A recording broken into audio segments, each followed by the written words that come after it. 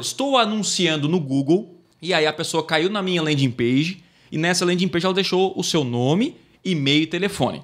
E aí caiu lá para o vendedor. Aqui a gente tem uma pessoa que gerencia esses leads, né? A gente chama de lead, uma pessoa interessada em comprar de você. Beleza, caiu. O que eu faço? Qual é o primeiro passo? Vamos lá. Primeira situação que você tem que entender, Thiago, é que é o seguinte, cara. Cada minuto que passa, a partir do momento que o lead chega para você, independente da ferramenta que você está usando, cada minuto que passa, cada hora, cada dia que você não faz contato, você já está perdendo chances de fazer venda. Ok? Sim. Até porque o que manda muito em venda e negociação, a gente costuma dizer que é o time. Ok?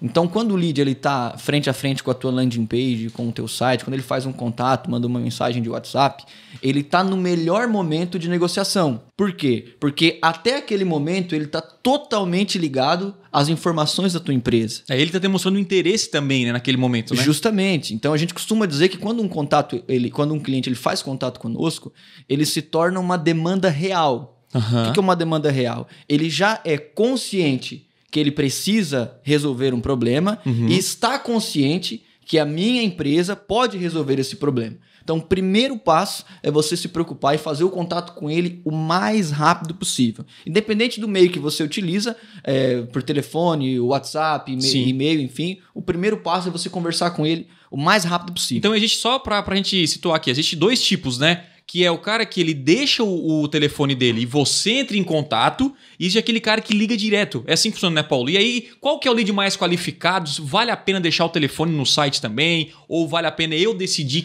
para quem eu vou ligar? Como é que funciona isso? Olha, Thiago, independente do tipo de lead, se é um cara que você vai ter que ligar ou ele te ligou, a parte mais importante na minha visão é que você tem que dar atenção total desde o início. Que você tá lá para resolver o problema dele. E isso tem muito a ver com a emoção que você vai entrar nessa ligação. Tá. Independente se ele te ligou ou você tá ligando para ele. A gente é muito movido por emoções nas vendas, né?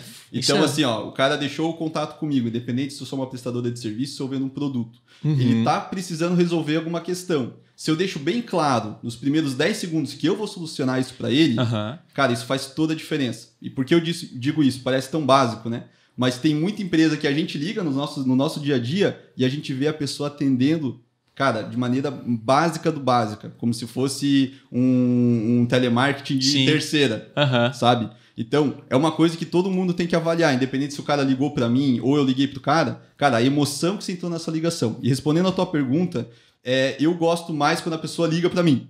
Tá. Porque ele tá na urgência de resolver, tanto que ele parou o tempo dele para resolver. Agora, se eu vou ligar pro cara, eu vou ter que ver qual que é o horário que eu vou ligar, se eu vou pegar ele no momento bom, às vezes eu vou ter que remarcar. Então também vai no grau da urgência do Então lead. Vale a pena, mesmo que a pessoa deixe o lead, tem um botão para deixar o seu contato, vale a pena deixar lá o telefone da sua empresa caso você use o telefone, né? Porque o cara tá... Isso é importante. O cara tá naquele momento, cara, eu preciso resolver. Então o lead... Parece que o lead, na negociação, ele tem mais interesse em comprar de você do que você de vender. E aí a venda se torna mais fácil? É assim que funciona aqui na tua visão? Vamos pensar o seguinte, tá, Thiago? A gente costuma dizer, né, o nome técnico para a venda que você faz por telefone, venda semi-complexa, é inside sales. Tá? A gente costuma dizer que quando um cliente ele faz um contato com a empresa, já abrindo a sua dificuldade, ele está levantando a mão.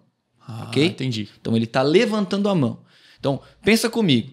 Você paga, cara, você gasta normalmente em Facebook, em Google, Instagram, YouTube, enfim, para gerar demanda. Então, no momento que o cliente faz contato com você, ele tem todas as características, todo o comportamento que você precisa, ok? Para poder adicionar isso, as características do teu produto para você fazer uma venda. Beleza. Então, o melhor momento é conversar com ele, obviamente, quando ele está fazendo contato com você. Agora, a gente sabe que seria o cenário ideal, quem trabalha com venda, receber chamadas por telefone, e-mails durante todo o dia. Nem sempre é assim que acontece. Em boa parte dos negócios, você tem que gerar essa demanda.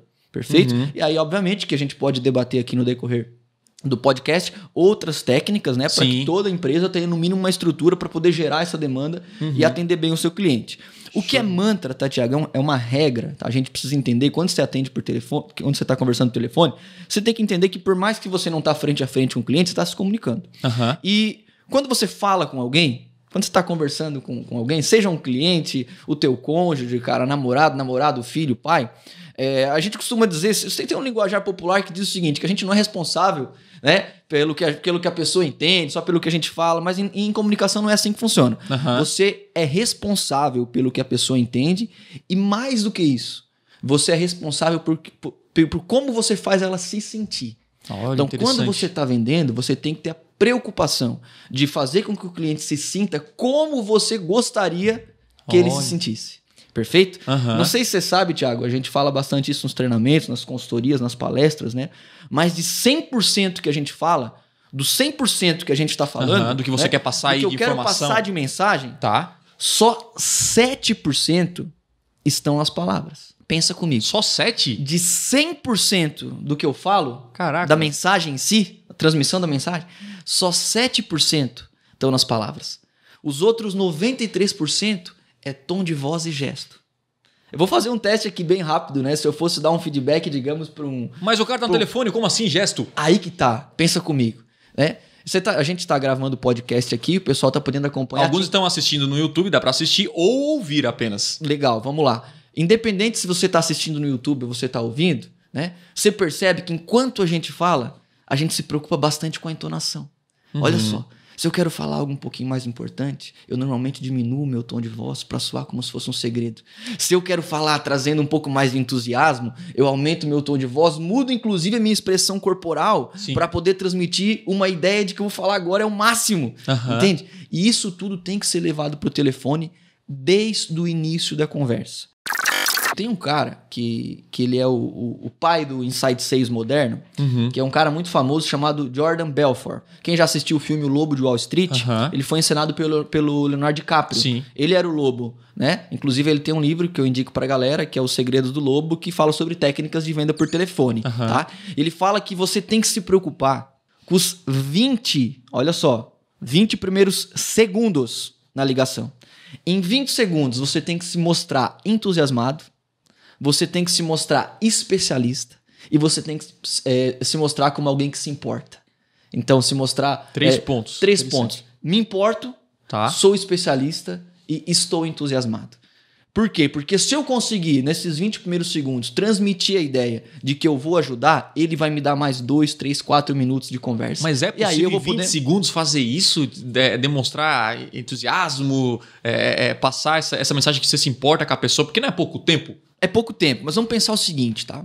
Quando a gente fala assim em 20 segundos, talvez pode ser 15, 10, 25, 30. O ideal é que você adapte o teu negócio dependendo, logicamente, da complexidade do que você vende. Vou abrir um parênteses aqui, tá, Thiago? Tem 3 tipos de venda. Tá? A gente tem a venda transacional, que é aquela venda, cara, que eu normalmente não preciso nem de um vendedor. Tá? Vamos pensar assim, eu vou comprar um tênis de R$200, de R$150. Eu posso, na loja, nessas lojas de quase que self-service, comprar e sair fora. Posso fazer isso online também. É como se fosse um atendente ali. Sem atendente. Até sem? Não precisa nem atendente. Tá, beleza. Hoje você vai numa Centauro da vida, tipo você vai e-commerce mesmo, né? Perfeito, um e-commerce. Tô falando em loja física, mas perfeito. Paulo já matou a charada, inclusive e-commerce. Você tem tickets, tá? Que são semi-complexos, vendas semi-complexas. Que você, normalmente, quando a venda parte ali de 200, 300, 400 reais para cima, é legal que você tenha o apoio de um vendedor. E você tem, obviamente, as vendas complexas que você depende de negociação. Cara, eu vou vender um software da SAP, 20 milhões. Cara, como é que eu vou precisar? Ninguém vai comprar sem falar com o vendedor. Sim, para entender como funciona, né? Guardadas as devidas proporções de cada negócio, né? É lógico que esse vendedor da SAP, ele não vai ter só 20 segundos para despertar o interesse do cliente dele, vai ter toda uma negociação.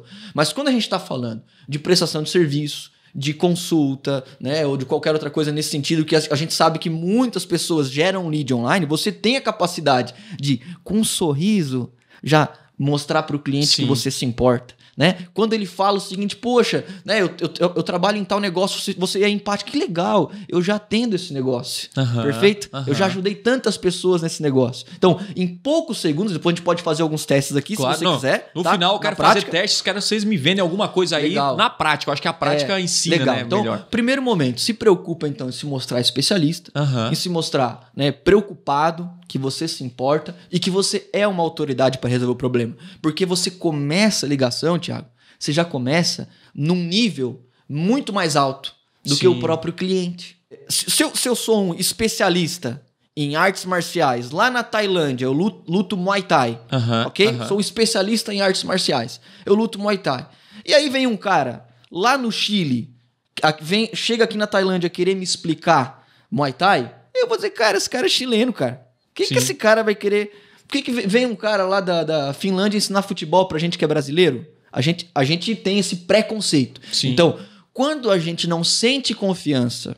Não encontro no outro que o cara é um especialista, né? Exatamente. A gente não dá crédito. E esse não dá crédito em vendas é não dar tempo. Perfeito? E aí a gente trabalha 100% do que o Paulo pode comentar na sequência, na zona de objeção. Porque o cliente ele começa a fazer uma entrevista com um prestador de serviço e com um vendedor, meio que levando com que esse cara não tá falando a verdade ou ele tá... Sim. Entende? E aí a gente negocia só na zona de objeção. E é um problema. Porque a zona de objeção é quando o cliente está fechado. A gente vai falar um pouquinho mais sobre isso na sequência. Então, se preocupe desde o início em manter um cliente, em transparecer sensações para o cliente para que ele fique confortável, pensando que você é autoridade, que você se importa, que você já ajudou casos semelhantes ao dele.